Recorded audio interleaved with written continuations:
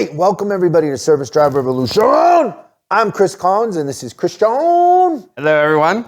We have an exciting show. We're going to talk about the 5 most important parts of a walk around. What's even better than that is we're going to also cover the misconceptions about a walk around, which is going to get some of you fired up. Some of you are going to be yelling at your screen or at your speakers because it's going to piss off some people, frankly. Right. We're going to talk about what's going on in automotive news and a big announcement about some changes here at Chris Collins, Inc. So that and much more coming up right now on Service Drive Revolution. Now,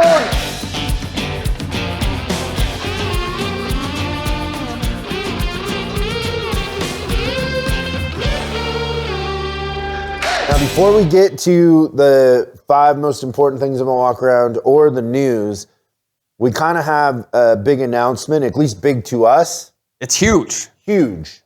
And that is that we are moving. So in the building we are at currently, we have been here 10 years? It's been a long, long decade. 10 plus years. We're moving about a mile away. We're actually buying a building. The reason why we're buying the building is so we can do whatever we want to it, because we have some ideas. We're doing a leadership workshop and a few other things that require us to modify a facility. The other thing that I'm really excited about in this new building is I'm going to have all my books, my library. Oh, yeah. In one place. So internally, we've called it the $1 million library because I probably have close to $1 million worth of books.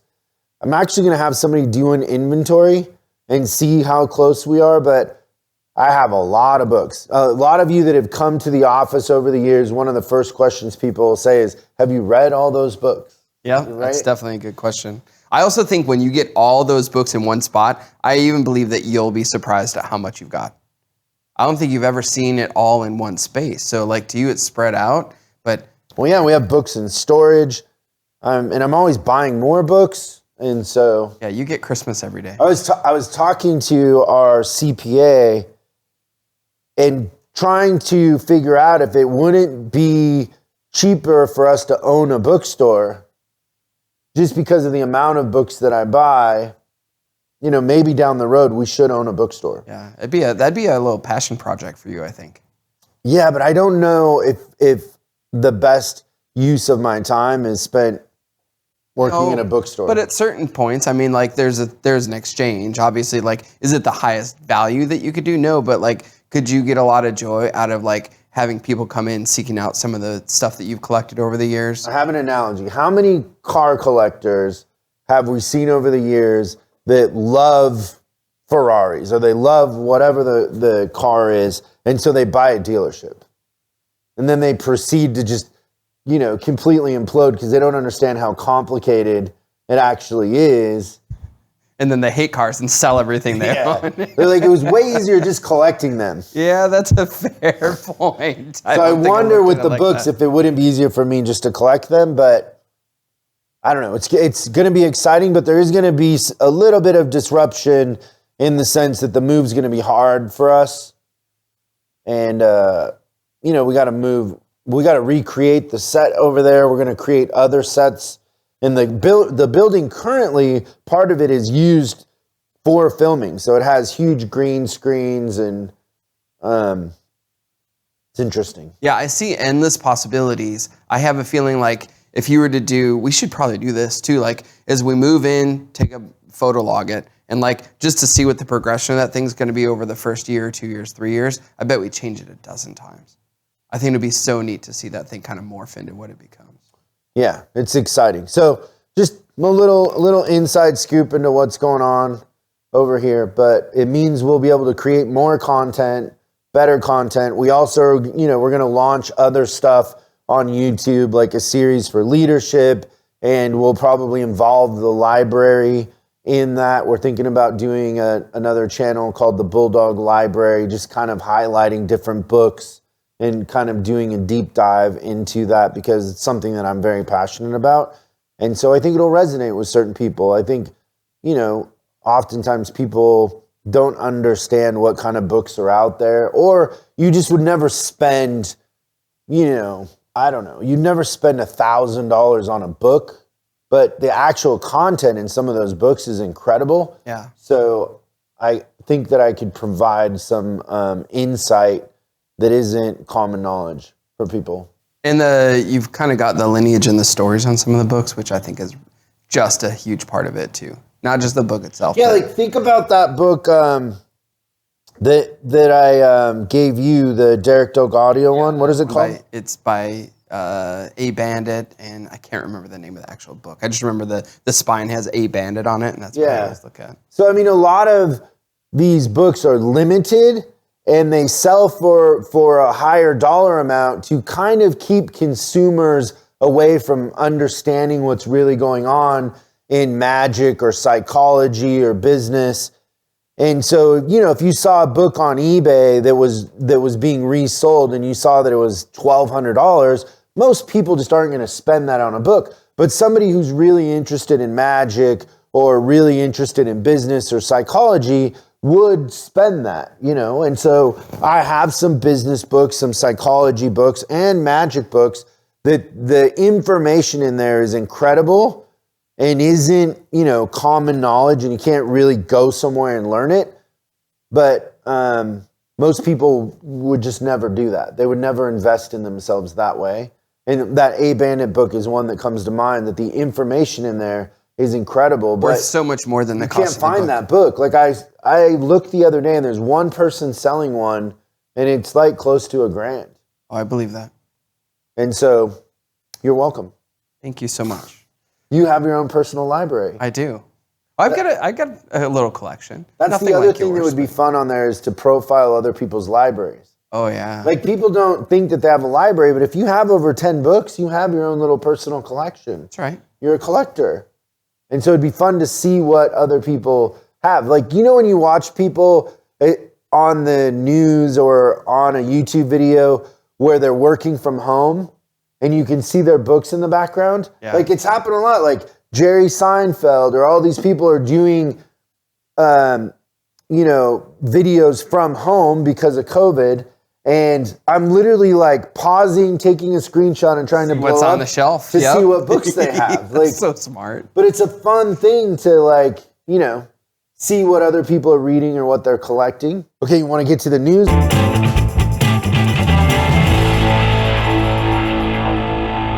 GM seeks U.S. approval to deploy self-driving car without a steering wheel, which would already make me a better driver. This is all going to happen for approval by 2023, which is a year away.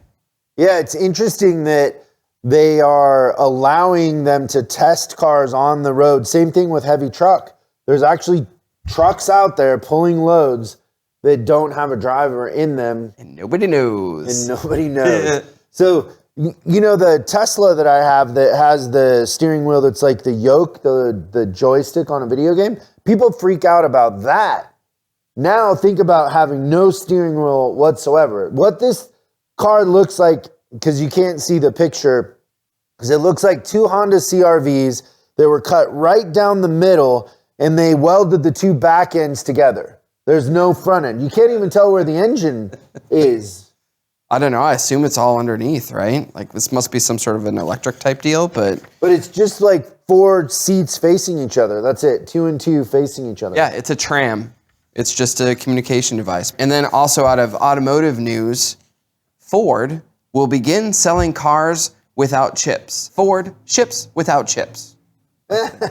So if you're a technician or a service advisor in a Ford dealership, get ready, because at the PDI and then later you're going to have to write another RO, get them back. I know when I bought my Range Rover, they only gave me 1 key because they said there's a shortage of keys, which makes no sense. Yeah.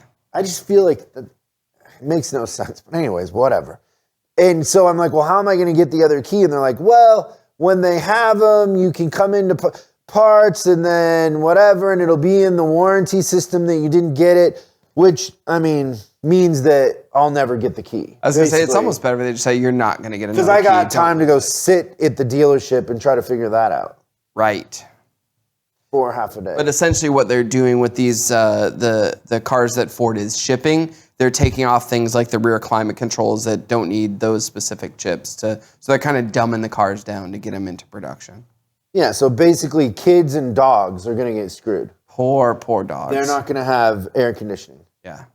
I mean, we didn't have air conditioning when we were kids. Yeah, but times have changed. These younger kids, they're entitled. The skin isn't thick. No. They expect to be able to play video games back there in a perfectly climate-controlled environment. I always wonder that. Like, so do people play video games for like 4-minute rides? Like, by the time you boot the thing up, you're there. Some kids, I don't know, your son is kind of like this. They never take their eyes off of the phone or the video. Like, oh yeah, when he gets into his they're thing. walking from the car to wherever they're going playing a video game. Yeah, just amazing sometimes what he does. Parenting. Yeah. Bad parenting. Well, for sure. So that's the news? That was the news. Good stuff. Let's talk about our subject. I'm excited about this one. 5 most important parts of a walk around. Yeah. What's we a walk We around? get this question a lot. Should we do walk arounds? Another question we get is, how do we get people to do walk arounds? Right? That's the most common one. And so we're going to talk about very, very specifically the things that are really important to a walk around. And we're also going to talk about some things that people perceive to be important that aren't, which might surprise you. So great. Okay, so number 1 in importance of doing a walk around is do it.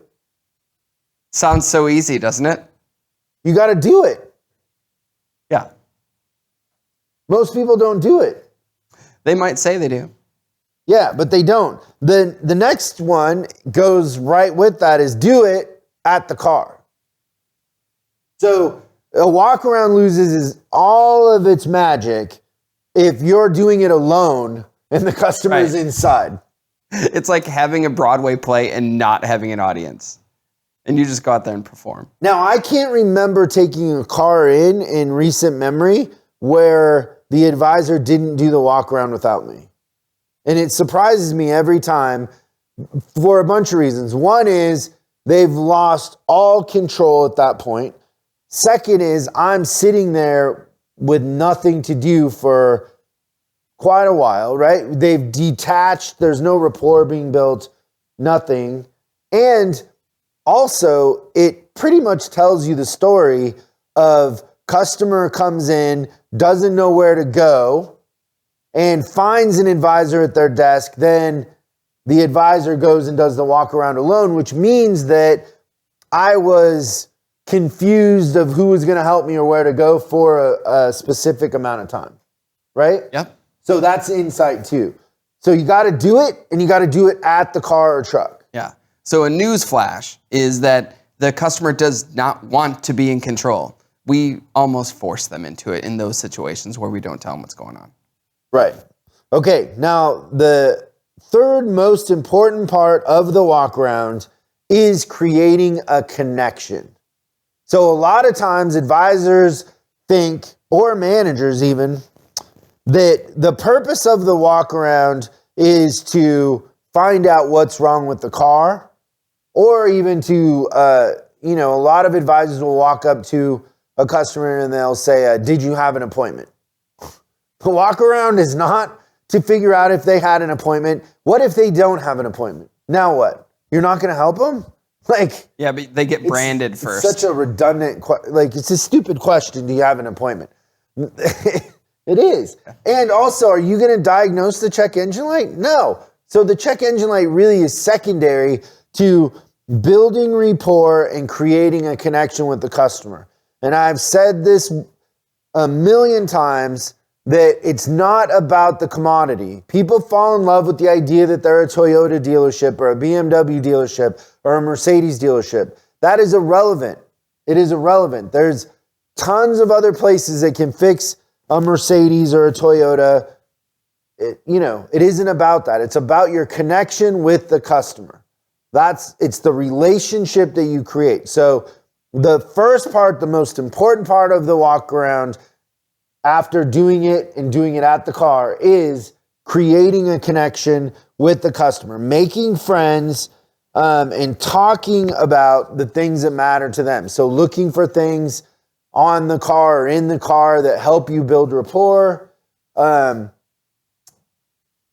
just asking them like, hey, where are you headed today? What are you doing? Getting them talking about anything but the car. Yep, it's such a departure from when I was trained, when I was a service advisor many, many moons ago, is that literally, well, I wasn't trained to do it, but my coworkers said, you better do a walk around in the car. And of course, I'm like, well, what's a walk around? Explain that to me a little bit. And they're like, well, you have to go around the car and look and see if it's got damage. Because if it's got damage and you don't note it and the customer says we did it, it's coming out of your pocket. The only reason I was told to do walk-arounds, like the thought of the customer being there, the thought of connecting and actually asking questions, like it was 1000% about the commodity. In hindsight, like such a failure and opportunity for me to connect with people right out of the gate. Now the next one, if I stand 200 to 500 yards away from the drive, but let's say I can still see it, but I'm way, way back, so I can't hear anything, but I can see the service drive, and I'm watching an advisor do the walk around, I can tell if they have this next one or not, just by watching. Yeah. And that is control. So if an advisor doesn't have control, then one, the customer's at their desk inside, which is total loss of control. You have zero control. You're not building rapport. If the customer's on their cell phone, if the customer has their back, right? The really, really good advisors have control. The customer is following them or they're telling the customer where to go, but they have control. And the thing about control that you want to understand is if you have control, you have created compliance in the customer. So if the customer feels safe and they're following your direction and your lead, you have a much better chance of getting them to maintain and repair their vehicle later on. If they don't trust you and you don't have control and you don't have connection, you're going to have a lot harder time and it'll become more about price. So I guarantee you in a service drive where discounts are high and sales are low, the reason why is because they don't have the connection or the control. That's right. And control is physical. Like I can tell if we call it in our advisor training, we call it the customer on your hip. Now follow me, we're going to do this, but it's, let me know when you're done with your call so we can, right? Tell him like, get off your phone. Right. Like this is important. I always say, I'll wait. It's important. And then I step back. Yeah. But you're gaining compliance. And compliance leads to trust because if you're letting somebody take control of a situation, you are subconsciously saying that I'm trusting this process, right? Right. Yeah, we got to make it a party. A lot of times the reason why you're discounting, the reason why customers aren't coming back, the reason why you aren't selling is because the customers don't trust you more than anything else. So, first one is do it. Second one is do it at the vehicle. The third one is connection. The fourth one is control, right? Yeah. And then the last one that goes with control is trust. You have to have the customer's trust. So if the customer comes in and they don't know where to go, they don't know who's going to help them, there's complete chaos everywhere. When they do find you, you're on the phone talking to an extended warranty or calling parts or whatever it is you're doing, you never actually connect with the customer and you go do the walk around, you come back, it's like, okay, so your check engine light's on, anything else? And it's just a transaction, you're just making them feel like a number, like they're just a part of a process that has no emotion or care built in. You wouldn't treat your worst enemy this way, let alone a friend. Yep. Then you're not going to have trust. So control and trust go hand in hand. That you want to have trust because trust leads to retention and sales. So having a clear,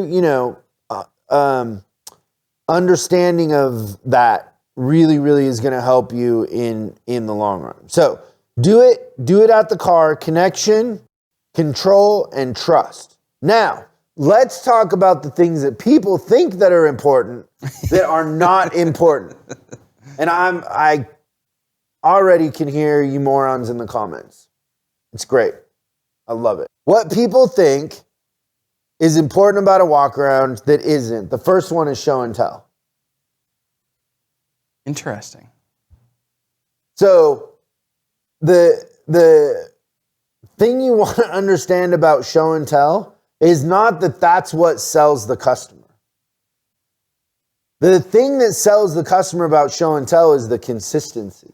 And probably a little bit of control too, right? Like you have a system and a process. I think it confuses customers. Whenever I've come into a service drive where our competition has trained the advisors or the chemical companies have trained the advisors and they're doing the dip thing on the brake fluid and whatever, the customers look confused and like they want to be anywhere else but there.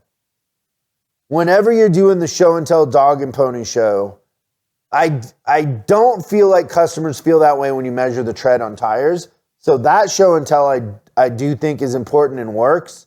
But when you're dipping brake fluid and coolant Popping and hoods and all that popping stuff. hoods and all that, it's not selling you anything. Trust me when I tell you this. The only reason why you perceive it is because you're consistent with it. And what happens is if you consistently are bringing attention to something, you're going to sell more. But here's the thing that I will guarantee you. If you spend more time on the connection and making friends and just check history and advise that they're due for brake fluid, they're due for whatever it is they're due for, you will sell way more and your customers will come back and you'll have more key throwers than if you do the stupid dog and pony show showing them that their brake fluid's black when it should be clear, whatever it is. It's buffoonery. Trust me. The only reason it works is because it's consistent. That's it. Now, some of you are going to disagree. And I'm sure you work for BG or whatever. Or that's the only process you've ever tried. And so you're selling more than the people Not doing around it, you. right. But I will outsell you by a huge margin and I will never pop a hood. But I will spend all my time talking about their kids, their work. I will be genuinely curious about them and I'll make friends and they'll come back too. They'll be asking for me. It'll drive you crazy. I remember I used to drive the other advisors in the driveway were crazy. They'd be like, we hate it when you're gone because customers pull in, they find out you're not here and then they leave. That's so great. And I was never popping. I mean, I did it a couple times when you were kind of forced to do it, but it never made sense to me. And it's the consistency that makes the sales go up, that you're actually doing it.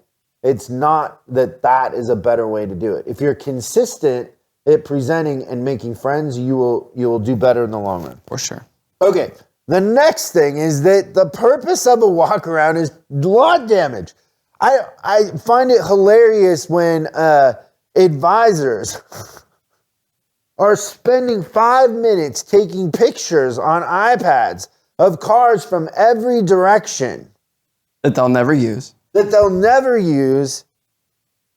And I understand as service advisors, you're just following the direction of whoever you work for or whatever.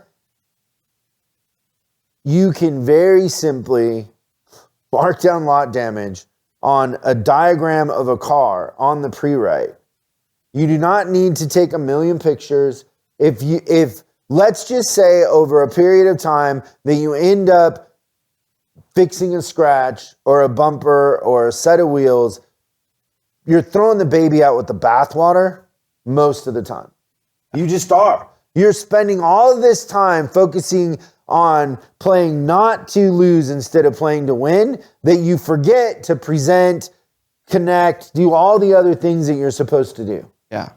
But it blows me away when advisors are doing pictures and it's all because we're scared of customers. It's like, well, one guy, one time, and it's like, just mark down that the wheels are scratched on the art. Like, we don't have to do this big.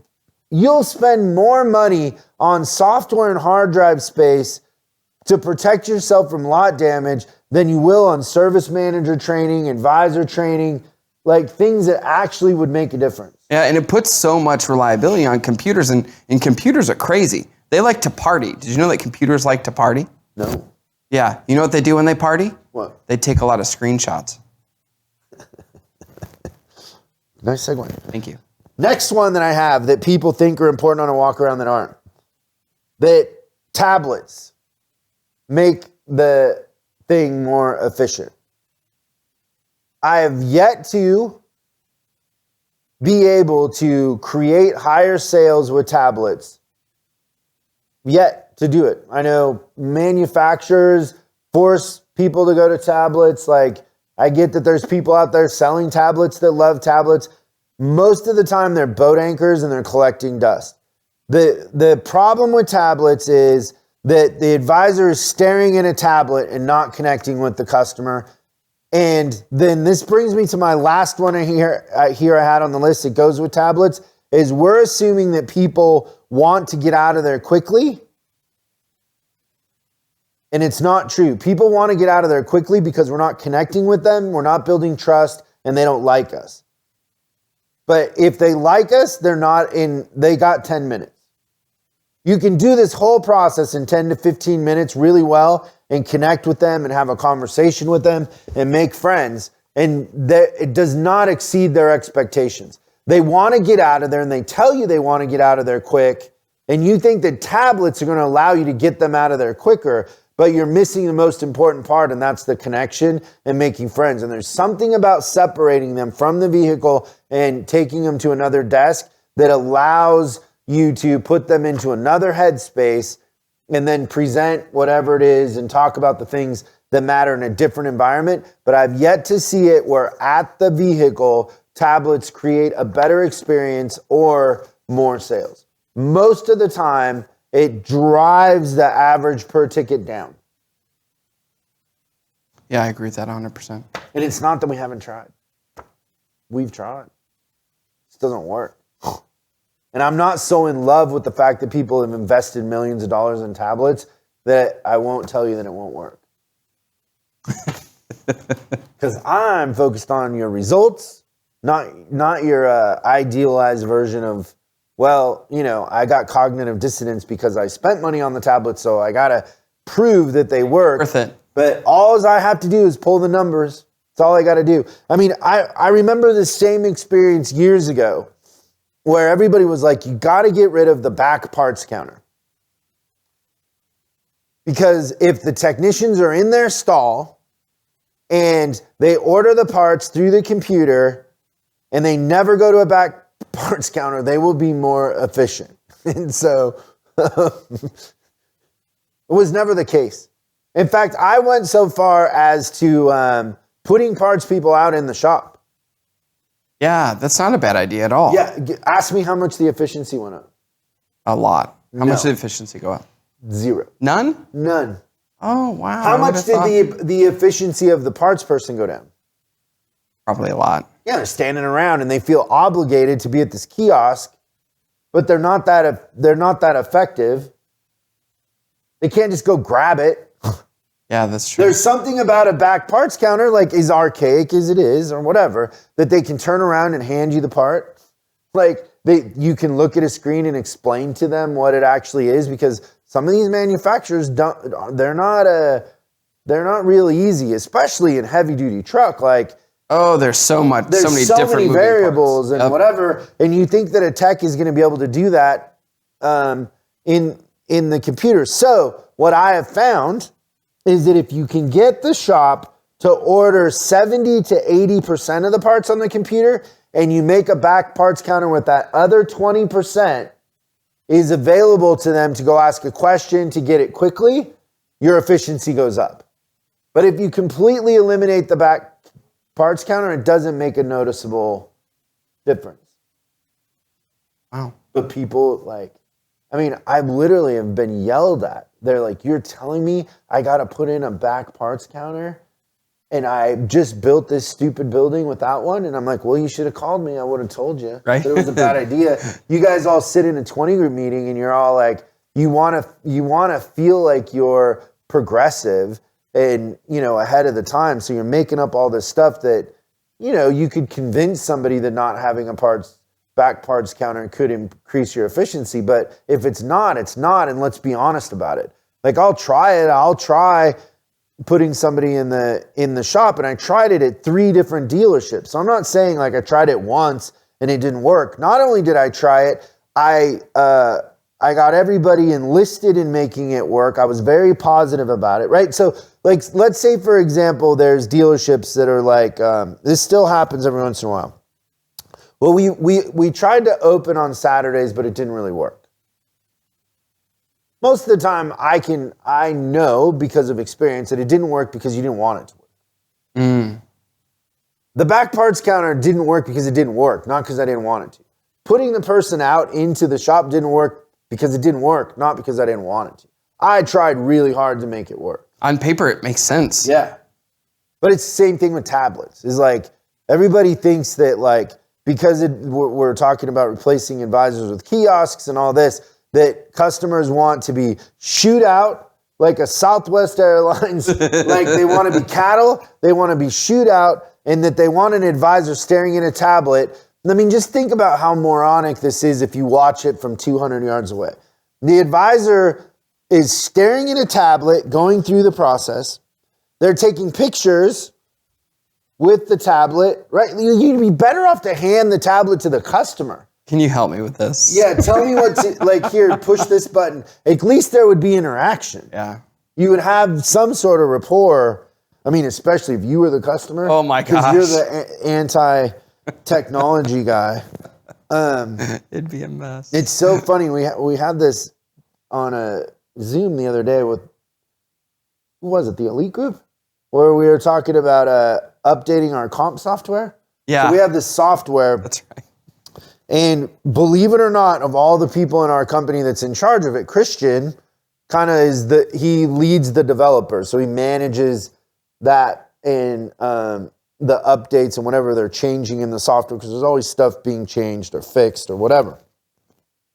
And he can't even get Zoom to work on his computer, and he's the one in charge of these developers. But I mean, I don't know, the software works. And we've made a bunch of improvements. You've done a good job with that, but you can't get Zoom to work. I've had my moments with Zoom, for sure. We're not friends right now. Yeah. Well, technology in general, usually. Great stuff. So that was fun. That was a good episode. 5 most important parts of a walk around. I hope that got you fired up and gave you some good ideas. And we love it that you tuned in, the big show. And we will see you next time on Service Drive Revolution. Thanks so much for watching this episode of Service Drive Revolution. We're uploading new stuff every day, so make sure you subscribe and click the bell icon so you don't miss out. If you have a question you'd like us to answer on the show, call 8333-ASK-SDR and we'll answer your question on the show. That's 8333-ASK-SDR. For special deals on our books and training, head over to offers.chriscollinsinc.com. Now that's offers.chriscollinsinc.com. I'm Chris Collins, and I'll see you in the next video.